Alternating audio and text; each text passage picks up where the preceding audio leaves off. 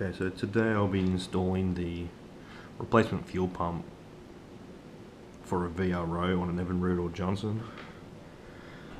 I'll be working on a 90 horsepower Evinrude V4 myself, and this is the suitable one. It's for a 60-degree engine. So MasterTech have built a nice little bracket, so it just bolts straight onto the original place where the VRO goes. It's pretty nice. You've got your fuel in, your pulse limiter connection, and this little guy connects to the VST tank. And yeah, it comes with a spare fuel hose, a spare brass nipple, and you got a couple of zip ties. Okay, so next you got to remove this this whole sort of module, I guess. So basically just got to remove there's 4 main screws, 2 either side, and just disconnect basically all these hoses here. We're working on the bench to remove the VRO.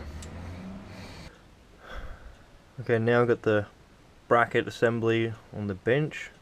Just need to remove the 3 screws holding the VRO onto the bracket.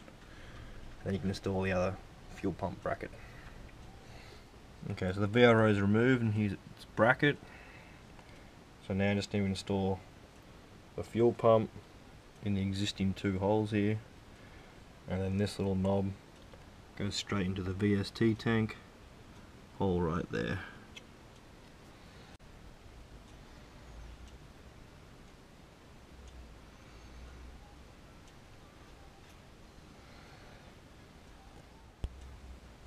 Alright, the new fuel pump's installed now.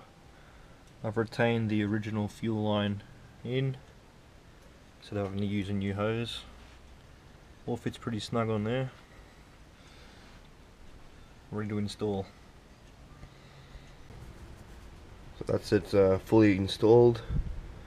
Now all I need to do is drain the carbies, and then I'm going to take the fuel line off down over here and prime the bulb to drain the whole tank, and I can premix and should be good, ready to go. That's right.